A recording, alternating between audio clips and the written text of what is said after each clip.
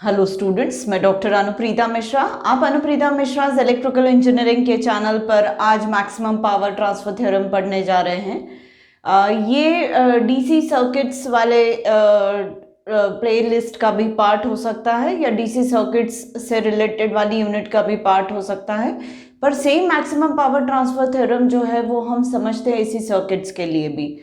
अब आप theorem word से ये समझेंगे कि शायद ये कोई रूल है, लॉ है या कोई एनालिसिस है जिसकी मदद से हम किसी सर्किट में से बहने वाले करंट या वोल्टेज को फाइंड आउट कर सकते हैं, जैसा कि थेवेनिन्स थ्योरम है, नॉर्टन्स थ्योरम है, सुपरपोजिशन थ्योरम है, या फिर मेश एनालिसिस है, नोडल एनालिसिस है, या फिर Kirchhoff's current law, Kirchhoff's voltage law, इस टाइप का कोई नहीं, बिल्कुल नहीं। ये जो है मैक्सिमम पावर ट्रांसफर थ्योरम, ये मैक्सिमम पावर ट्रांसफर थ्योरम किसी भी सप्लाई सिस्टम जिससे किसी लोड को पावर सप्लाई की जा रही है, किसी भी लोड को पावर सप्लाई की जा रही है, तो ये मैक्सिमम पावर ट्रांसफर थ्योरम उस सप्लाई सर्किट के लिए एक हालात निकाल के देता है, एक कंडीशन फाइंड आउट करके देता है, ताकि उस पर्टिकुलर कंडीशन के पूरा होने पर ये जो सिस्टम है ये मैक्सिमम पावर लोड को ट्रांसफर करता है। मैं फिर से बोल दूं कि कोई भी सर्किट लोड को मैक्सिमम पावर, किसी भी लोड को मैक्सिमम, किसी भी लोड को नहीं, किस लोड को मैक्सिमम पावर सप्लाई करेगा, ऐसी कंडीशन ये थ्योरम हमें फाइंड आउट करके देती है। मैं फिर से रिपीट कर दूं थर्ड टाइम कि मैक्सिमम पावर ट्रांसफर थ्योरम हमें ये बताती है कि कोई भी सर्किट किस लोड को मैक्सिमम पावर ट्रांसफर करेगा, ऐसा इस थ्योरम से हमें पता चलता है।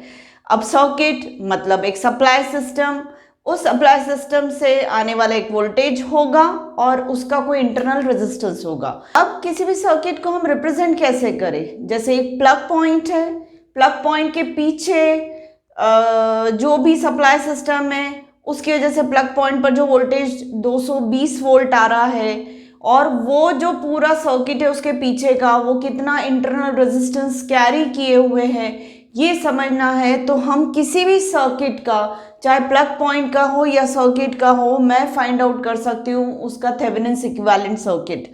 ये हम थेवेनिन्स थ्योरम से समझ चुके हैं।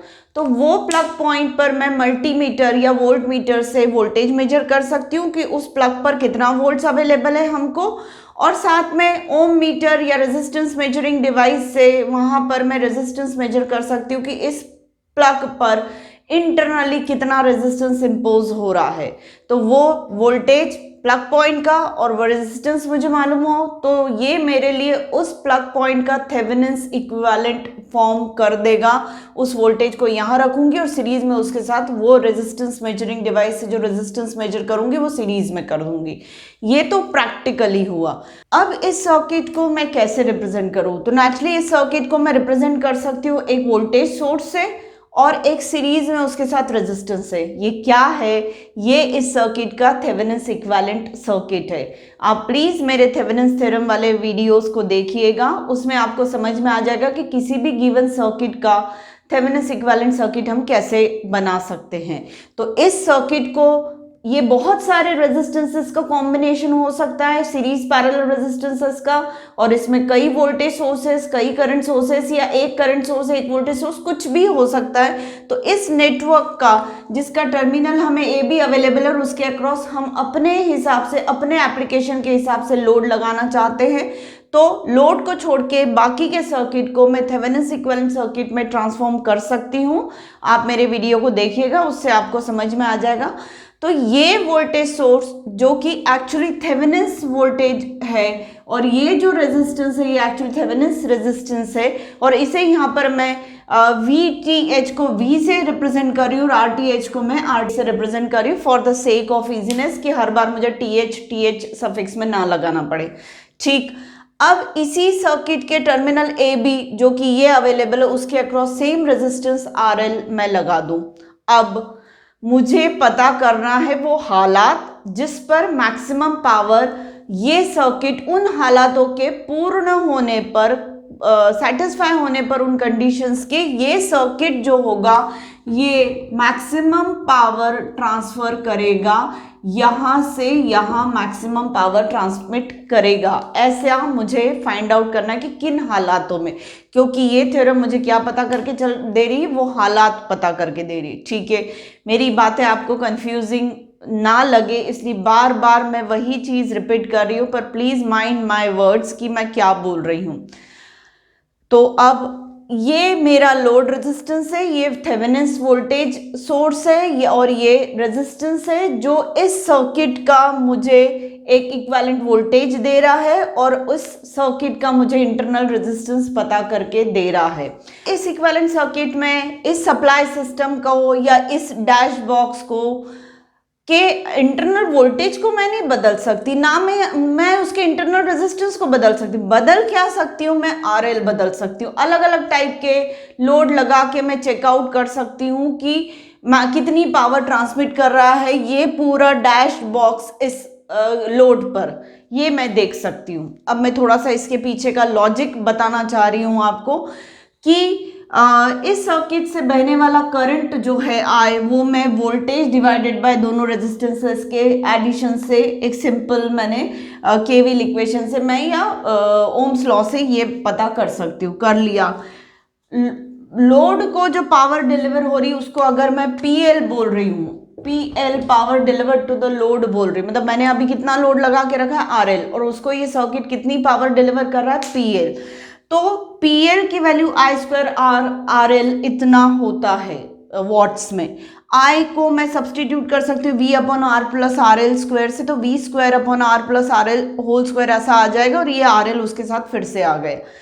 ठीक, अब मुझे इस एक्सप्रेशन को देखकर समझ में आ रहा है कि अगर आर एल की वैल्यू मैं 0 कर देती हूँ, इसकी वैल्यू मैं 0 कर देती हूँ आर एल की, तब भी मुझे पीएल कितना मिलेगा, 0 मिलेगा।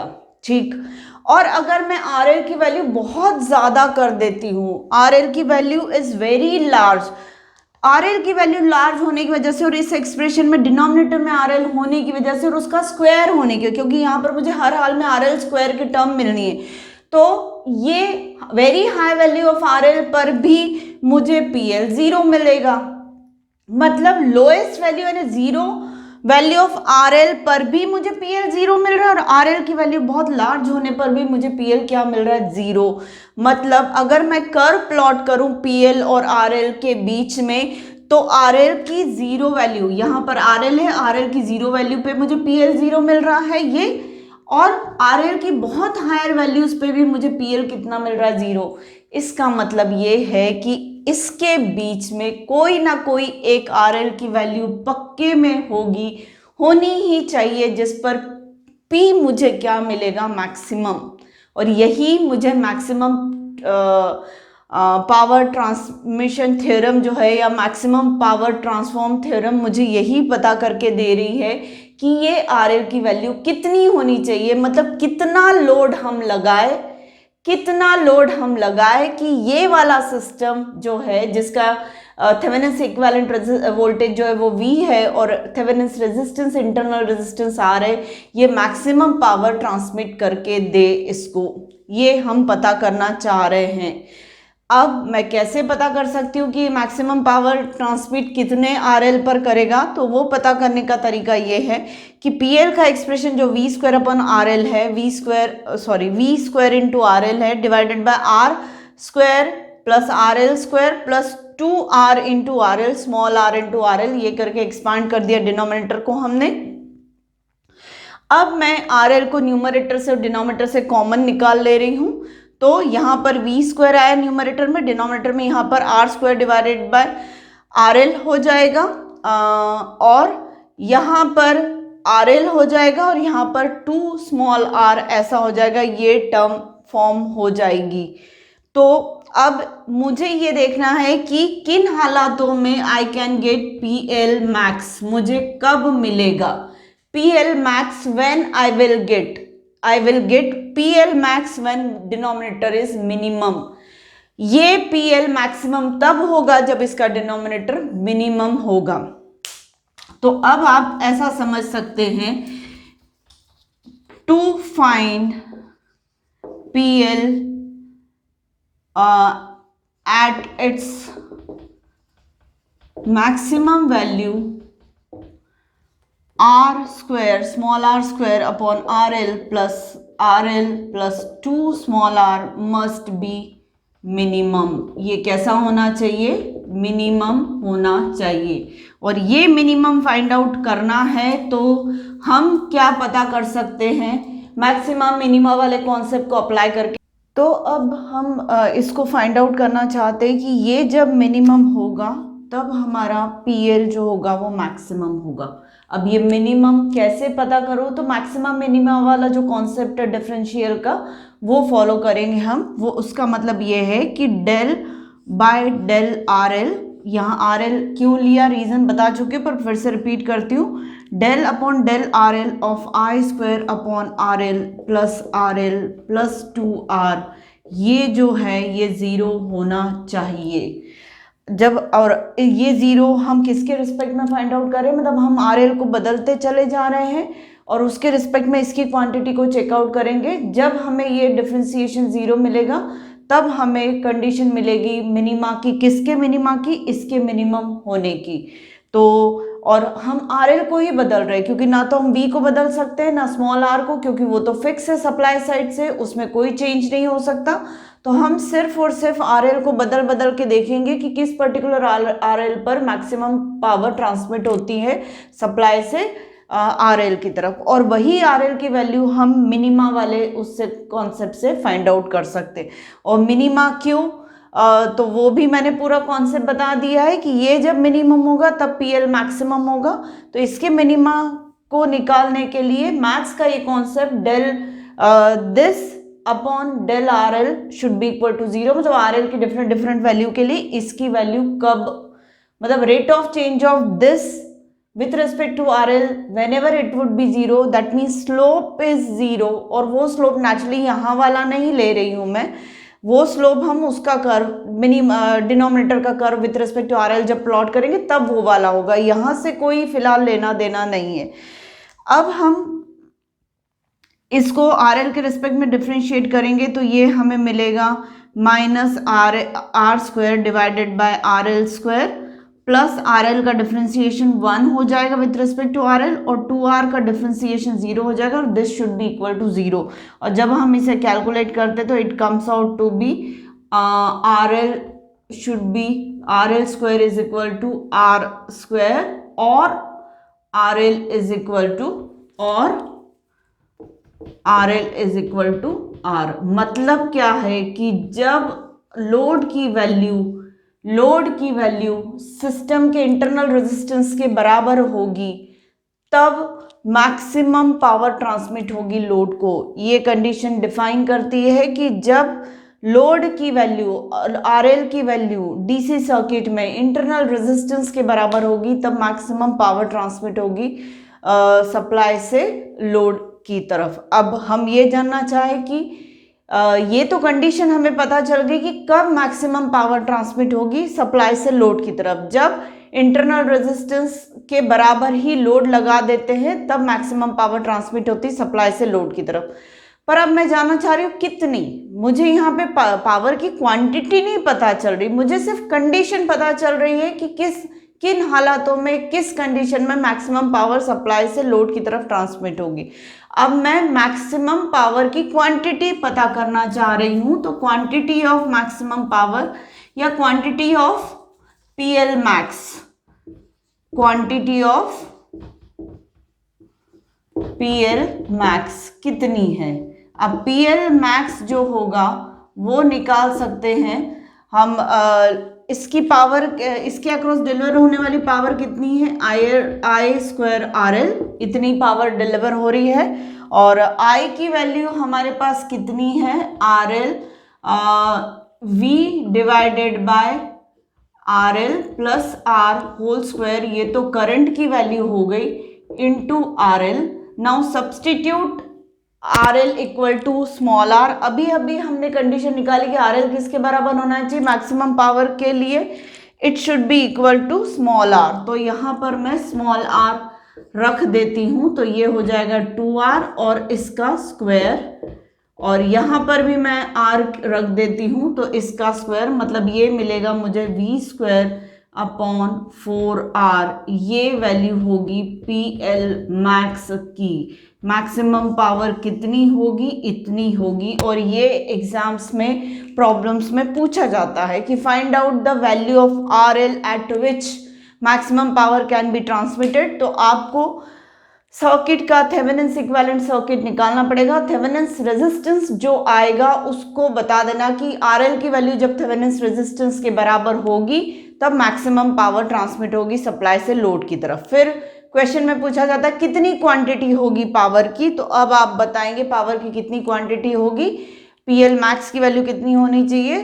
Thevenin's voltage square divided bye 4R, ये वैल्यू होनी चाहिए पावर की, तब मैक्सिमम पावर ट्रांसमिट होगी सप्लाई से लोड की तरफ। इन हालातों में इफिशिएंसी कितनी होगी सिस्टम की, तो चलिए वो भी पता कर लेते कि सिस्टम की इफिशिएंसी कितनी होगी। अब मैं सिस्टम की इफिशिएंसी फाइंड आउट करना है तो इफिशिएंसी का फॉर्मूला होता है output power divided by total power. Output power divided by total power. तो इफिशिएंसी ईटा एट PL मैक्स, मतलब जब मैक्सिमम पावर ट्रांसमिट हो रही होगी तब की इफिशिएंसी क्या होगी वो पता कर रही हूँ। तो ईटा आउटपुट पावर कितनी हो रही है? I square RL। और सप्लाई से कितनी पावर मिल रही है, तो वो नेचुरली ये जो बैटरी है ना, ये जो सप्लाई करेगा वो इसके अक्रॉस की पावर और उसके अक्रॉस की पावर होगी। तो टोटल पावर जो सप्लाई हो रही है वो I square R plus I square RL हो रही है इंटू 100। अब हम RL को R के बराबर सब्सटीट्यूट कर देते हैं, तो इसकी वजह से इफिशिएंसी हमें मिलेगी I square RL small r divided by I square small r। ये टर्म हो गई, यहाँ पर भी RL की जगह स्मॉल r सब्सटीट्यूट करेंगे तो plus I square small r, तो ये हो जाए और इंटू 100 तो है ही। इफिशिएंसी निकाल रहे हैं हम आउटपुट अपॉन इनपुट करके, तो ये हो जाएगा I square R into 100 divided by twice I square R, और ये कैंसिल होगा तो इफिशिएंसी मुझे 50% मिलेगी। ये तो बहुत ही कम है, 50% इफिशिएंसी यानी ज़्यादा नहीं है। मतलब मैक्सिमम पावर ट्रांसफ़र कंडीशन में कब मिल रहा है? जब हमने लोड को किसके बराबर कर दिया? इंटरनल रेजिस्टेंस के बराबर कर दिया। तो मैक्सिमम पावर ट्रांसफ़र कंडीशन में हमें इफिशिएंसी सिर्फ 50% मिल रही है। तो इलेक्ट्रिकल सर्किट्स में हम मैक्सिमम पावर ट्रांसफ़र करवाना ठीक नहीं समझते at the cost of this lowest efficiency. तो इलेक्ट्रिकल सर्किट्स में हम कोशिश ये करते हैं कि मैक्सिमम इफिशिएंसी पर पावर सप्लाई हो। दो कंडीशंस होती है, एक तो मैक्सिमम इफिशिएंसी और दूसरी मैं बता रही हूँ आज मैक्सिमम पावर। दोनों ही कंडीशंस अलग अलग है, पर हाँ कहाँ क्या इंपॉर्टेंट है उस पर ध्यान देना पड़ेगा। तो इलेक्ट्रिकल सर्किट में पावर अगर मेगावाट्स में सप्लाई हो रही तो उसका 50% हम लॉस करके मैक्सिमम पावर नहीं ट्रांसमिट करेंगे, वो तो फिर हमारा बहुत बड़ा लॉस हो जाएगा। तो हम इलेक्ट्रिकल सर्किट्स में मैक्सिमम इफिशिएंसी पे पावर ट्रांसमिट करते हैं। पर अगर मैं इलेक्ट्रिकल सर्किट बोल रही तो दूसरा क्या है? दूसरे हैं इलेक्ट्रॉनिक सर्किट्स। इलेक्ट्रॉनिक सर्किट्स बहुत कम पावर पर चलते हैं, बहुत कम पावर पर चलते हैं, मतलब अगर उसका 50% लॉस भी हो जाता है तो ऐसा कोई बड़ा लॉस हमारा नहीं होगा। तो इलेक्ट्रॉनिक सर्किट्स में मैक्सिमम पावर हम ट्रांसमिट करते हैं इम्पीडेंस मैचिंग से। इम्पीडेंस मैचिंग मतलब लोड को हम किसके बराबर करने की कोशिश करते हैं? इंटरनल सप्लाई सिस्टम के इंटरनल रेजिस्टेंस के बराबर करने की कोशिश करते हैं, ताकि इन हालातों में जो पावर है सप्लाई पावर का 50 मैक्सिमम पावर कहाँ ट्रांसमिट हो जाए? लोड की तरफ ट्रांसमिट हो जाए, भले ही इफिशिएंसी हमें कितनी मिल रही? 50%। अगर ये बहुत सप्लाई पावर बहुत छोटी होगी तो उसका 50% लूज भी कर दिया जाता है और मैक्सिमम पावर सप्लाई हो भी जाती लोड को तो इट्स ओके चलता है। तो इलेक्ट्रॉनिक सर्किट में actually maximum power transfer theorem का यूटिलाइजेशन है। और ऐसा कहाँ होता है? तो साउंड सिस्टम्स में मोस्टली होता है, जिसमें सप्लाई पावर की का मैक्सिमम पावर साउंड सिस्टम को ट्रांसमिट होता है ताकि आउटपुट पे हमें लाउडनेस ज़्यादा मिल सके।